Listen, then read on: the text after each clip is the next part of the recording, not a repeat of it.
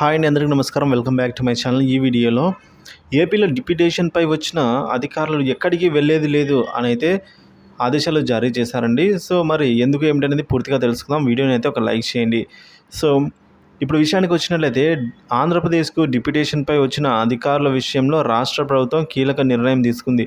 కొత్త ప్రభుత్వం రానున్న దృష్ట్యా డిప్యుటేషన్పై వచ్చిన అధికారులను రిలీఫ్ చేయకూడదని అయితే నిర్ణయించింది. డిప్యుటేషన్పై వచ్చిన అధికారులు రిలీఫ్ చేయాలని ఇప్పటికే పలువురు అధికారులు దరఖాస్తు చేసుకున్న సందర్భంలో డిప్యుటేషన్పై వచ్చిన వారిపై గతంలో తెలుగుదేశం పార్టీ పెద్ద ఎత్తున విమర్శలు చేసిన విషయం తెలిసిందే. సో అదే కారణం చేత వారిని ఎవరిని కూడా రిలీఫ్ చేయకూడదు అని చెప్పేసి ఆదేశాలు జారీ చేసింది.